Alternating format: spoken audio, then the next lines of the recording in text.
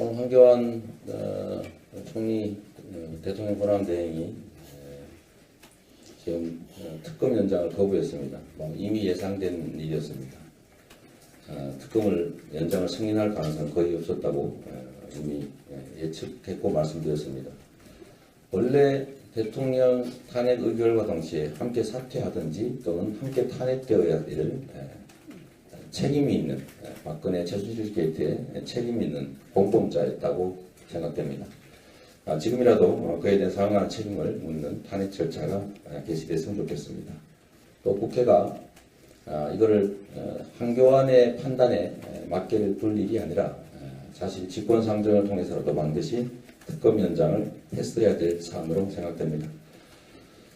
보수 확대 문제에 관해서는 확장 문제에 관해서는 포지션 이동이나 또는 정책의 변화를 통해서 보수층의 동의를 또는 지지를 끌어낼 수 있다고 생각하지 않습니다. 확고한 자기 철학과 가치 위에 우리 국민 다수에게 도움이 되는 정책을 제시하고 또 그것이 실행 가능하다는 걸 보여줌으로써 다수 국민에게 희망을 만들어줄 수 있다면 건전한 의미의 정상적 의미의 보수층 국민들이 동의하지 않을 이유가 없습니다. 제가 소위 능력 있는 진보의 모습을 보여줌으로써 실행하고 증거를 제시함으로써 보수의 그야말로 아성이라고 하는 성남의 분당 지역도 저에 대한 지지로 바뀌었습니다. 건전한 보수, 제대로 된 의미의 보수적인 우리 국민의 동의 또 지지를 받는 것은 보수적 아젠다에 매달리는 것이 아니라 모든 국민에게 또 나라에 도움이 되는 실용적인 정책을 제시하고 그것이 실제로 실현될 수 있다는 믿음을 주면 그때서야 비로소 지지가 가능하다고 생각합니다. 네. 또 질문 있으신 기자분들 있습니까? 지금 지지율이 약간 정체 현상을 보이고 있는데 네. 특히 호남 지역에서 이쪽 지역 선거인단 확보하기 위한 전략이라는 그런 계획이 있습니까?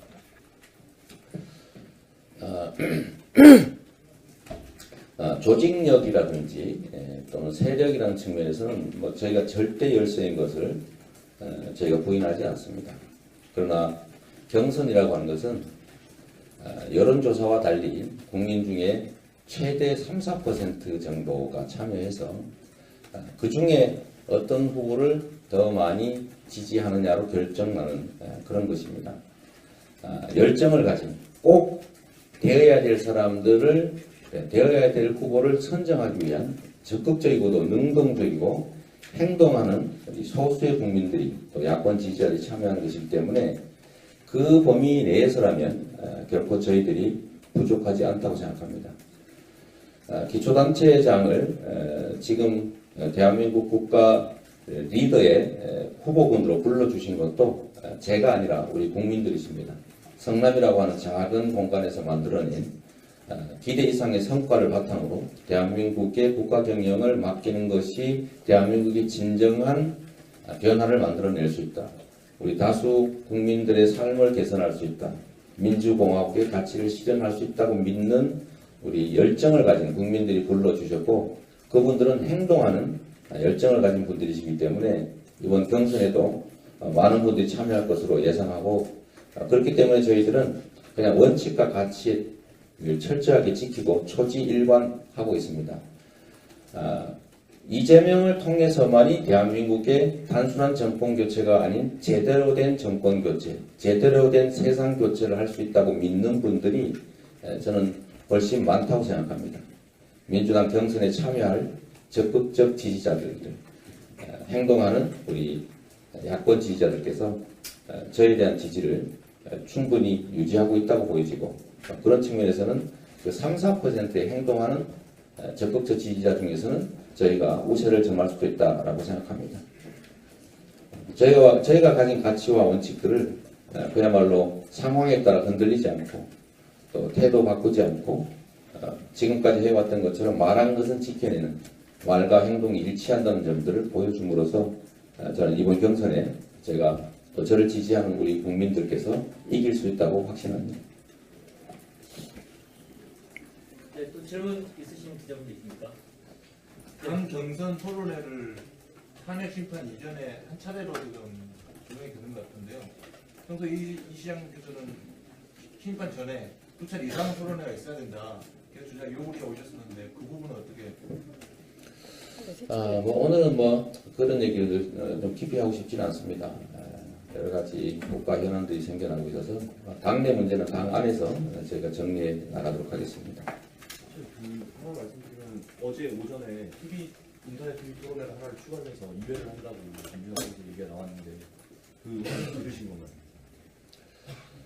오늘 아침에 뭐 그런 움직임이 있다는 얘기는 저희가 들었습니다만 제가 한마디만 드리면 라디오 인터넷은 되는데 왜 TV 토론은 안 되는지 여전히 의문입니다.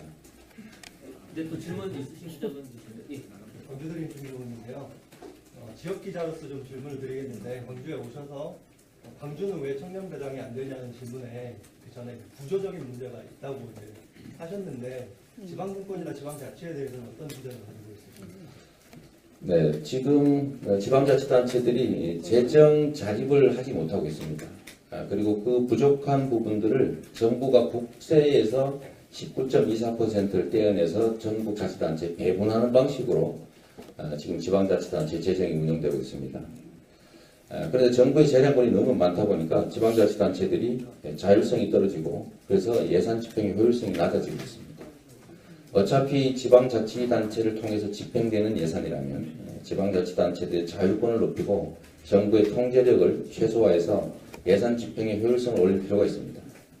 그래서 지금 현재 지급하고 있는 교부세라고 하는 것을 면적과 인구 등 일정한 법적 기준에 의해서 자동으로 배분되게 만들어야 그리고 그 범위 내에서 각 자치단체들이 자율적으로 정책을 결정하고 집행할 수 있게 해주면 예산 집행의 효율성도 매우 높아질 것이고 그렇게 되면 해당 지방자치단체의 발전도 가능할 것이다.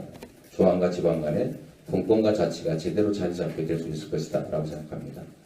물론 거기에 대해서 지방자치단체의 몫이 되는 지방세의 비중을 지금 현재 8대2에서 7대3 정도로 궁극적으로는 6대4 정도로 비중 조절을 해서 자체 재원들을 많이 늘려주는 것이 바람직하다고 생각합니다.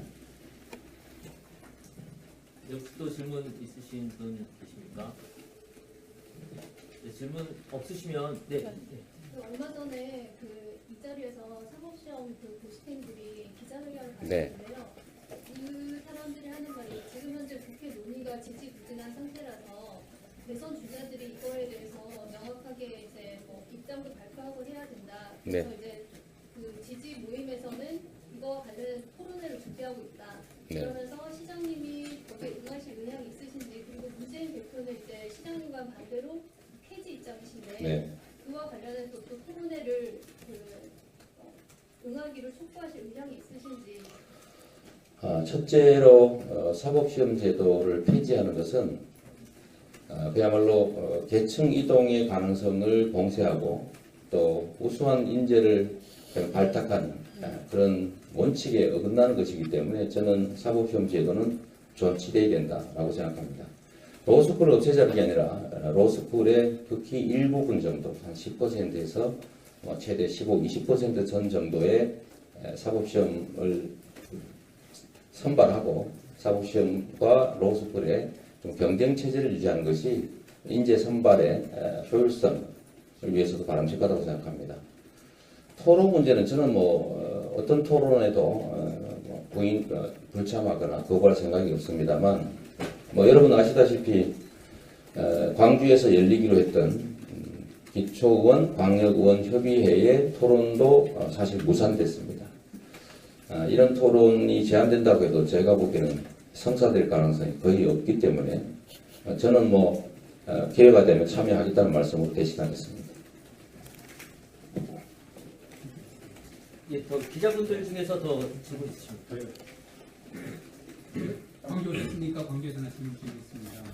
KBC 광주방송의 강동현 기자입니다. 네. 2박 3일 동안 광주 전남을 오십니다. 보통 후보자들이 2박 3일 일정이면 전남도 하루 정도 지내시고 이틀 정도 광주 전남을 지내시는데 이번 일정을 보니까 거의 광주 전남에 2박 3일 거의 총력전이다시피 하십니다. 네. 특별한 이유가 있으신가요? 전북은 저번 주에 이미 다녀왔습니다.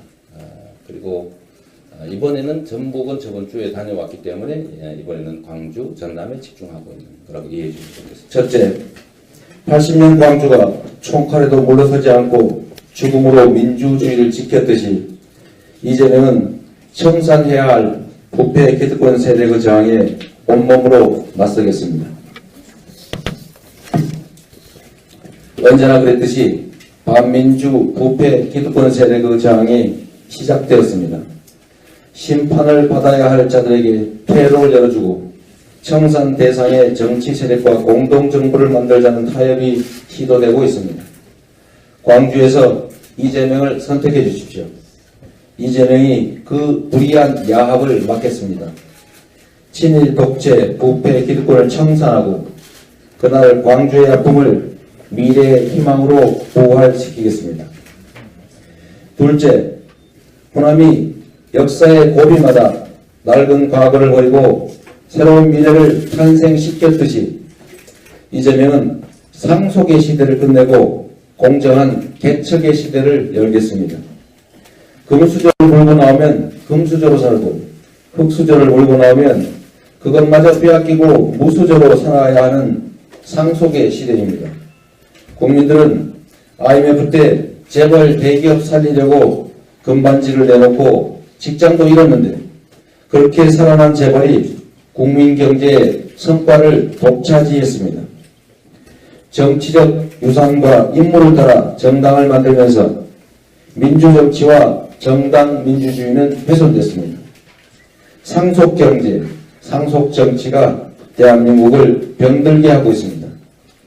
유산도 세력도 없는 흙수저 이재명이 능력이 검증되지 않은 상속정치 시대를 끝내고 개척자의 시대, 자수성가의 시대, 개천에서 용이 나오는 공정경쟁의 새 시대를 열겠습니다. 셋째, 야권 연합정권을 만들어 민주개혁 세력은 단결하라 하셨던 김대중 선생님의 마지막 유언을 집행하겠습니다. 단순한 정권 교체를 넘어 어떤 정권 교체를 할 것인가에 대해서 촛불 민심이 질문하고 있습니다. 보수 대연정이나 재벌 기득권과 타협하는 정권 교체를 할 것인지 야권 연합정권을 만들어 세상을 바꾸는 정권 교체를 할 것인지 호남의 선택에 달려 있습니다. 대연정은 김대중을 고립시키기 위해 노태우, 김영삼, 김종필이 추진했던 3당 합당과 크게 다르지 않습니다. 3당 합당으로 대한민국은 외환위기를 겪었고 민주주의는 후퇴했다는 것을 잊지 말아야 합니다. 야권이 합쳐야 여대 야소 국회를 만들고 호남의 영혼인 차별 없는 나라를 만들 수 있습니다. 이재명을 선택해 주시면 민주당의 후보가 되어서 야권 연합정권을 반드시 만들어내겠습니다. 넷째, 선거 때만 되면 호남을 정략적으로 이용하고 버리는 정치가 다시는 생겨나지 않도록 이재명이 호남을 정권의 주인으로 모시겠습니다.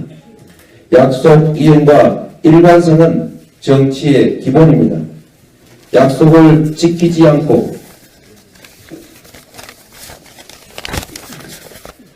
때와 장소에 따라 말과 태도가 바뀌는 사람의 약속은 아무 의미가 없습니다.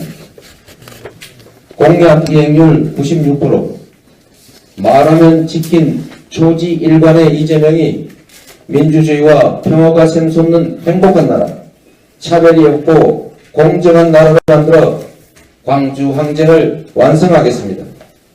아무런 유산도 아무런 세력도 없는 이재명을 호남이 민주당의 후보로 세워주신다면 이재명은 호남을 권력의 주인으로 우뚝 세움으로써 보답하겠습니다. 새 술은 새 부대에 담아야 합니다. 정권 교체는 이미 촛불과 민심이 만들고 있습니다. 이제는 어떤 정권 교체인지가 중요합니다. 이재명과 함께 야권 연합정권을 만들고 새로운 대한민국을 창업하는 정권의 주인이 되어주십시오. 다섯째, 기득권 질서에 휘둘리지 않고 신속하고 차질 없이 개혁을 추진하는 유능한 대통령이 되겠습니다. 대통령이 무능하면 국민은 고통받고 나라는 퇴보합니다. 그런 악순환을 끊어야 합니다. 국민은 유능하고 정체가 분명한 안정감 있는 대통령을 원합니다.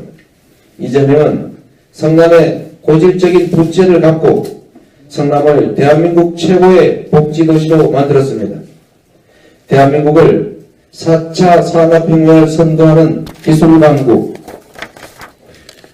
차별받는 사람이 없는 선진 복지국가로 만들 비전과 정책을 가진 행정가입니다. 또는 정책의 변화를 통해서 보수층의 동의를 또는 지지를 끌어낼 수 있다고 생각하지 않습니다. 확고한 자기 철학과 가치 위에 우리 국민 다수에게 도움이 되는 정책을 제시하고 또 그것이 실행 가능하다는 걸 보여줌으로써 다수 국민에게 희망을 만들어줄 수 있다면 건전한 의미의 정상적 의미의 보수층 국민들이 동의하지 않을 이유가 없습니다. 제가 소위 능력 있는 진보의 모습을 보여줌으로써 실행하고 증거를 제시함으로써 보수의 그야말로 아성이라고 하는 성남의 분당 지역도 저에 대한 지지로 바뀌었습니다.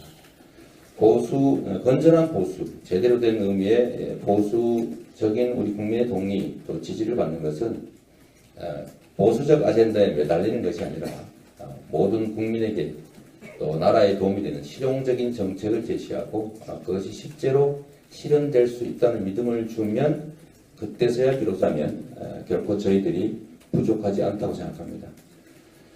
기초단체장을 지금 대한민국 국가 리더의 후보군으로 불러주신 것도 제가 아니라 우리 국민들이십니다. 성남이라고 하는 작은 공간에서 만들어낸 기대 이상의 성과를 바탕으로 대한민국의 국가 경영을 맡기는 것이 대한민국의 진정한 변화를 만들어낼 수 있다. 우리 다수 국민들의 삶을 개선할 수 있다. 민주공화국의 가치를 실현할 수 있다고 믿는 우리 열정을 가진 국민들이 불러주셨고 그분들은 행동하는 열정을 가진 분들이시기 때문에 이번 경선에도 많은 분들이 참여할 것으로 예상하고 그렇기 때문에 저희들은 그냥 원칙과 가치를 철저하게 지키고 초지일관하고 있습니다. 이재명을 통해서만이 대한민국의 단순한 정권교체가 아닌 제대로 된 정권교체, 제대로 된 세상교체를 할 수 있다고 믿는 분들이 저는 벌써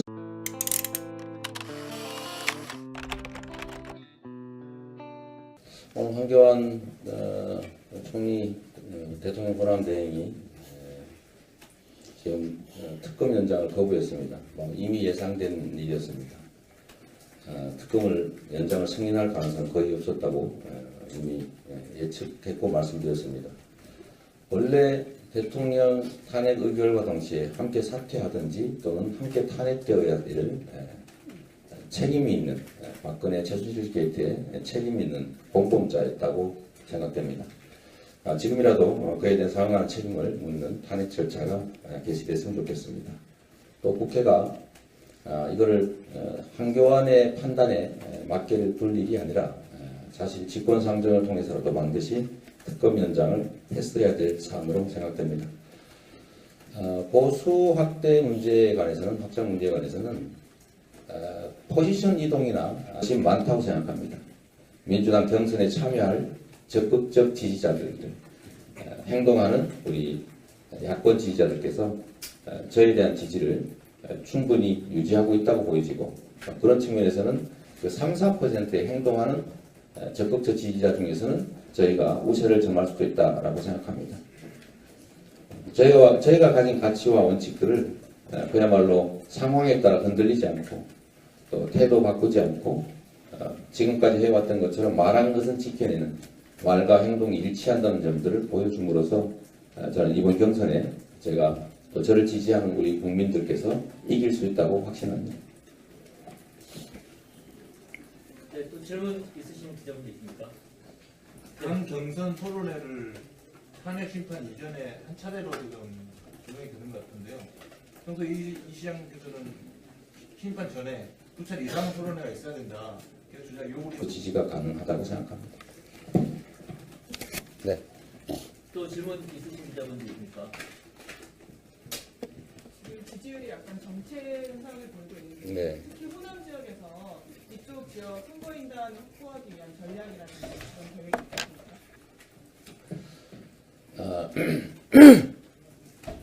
있습니까? 조직력이라든지 또는 세력이라는 측면에서는 뭐 저희가 절대 열세인 것을 저희가 부인하지 않습니다. 그러나 경선이라고 하는 것은 여론조사와 달리 국민 중에 최대 3, 4% 정도가 참여해서 그 중에 어떤 후보를 더 많이 지지하느냐로 결정나는 그런 것입니다. 열정을 가진 꼭 되어야 될 사람들을 되어야 될 후보를 선정하기 위한 적극적이고도 능동적이고 행동하는 소수의 국민들이 또 야권 지지자들이 참여하는 것이기 때문에 그 범위 내에서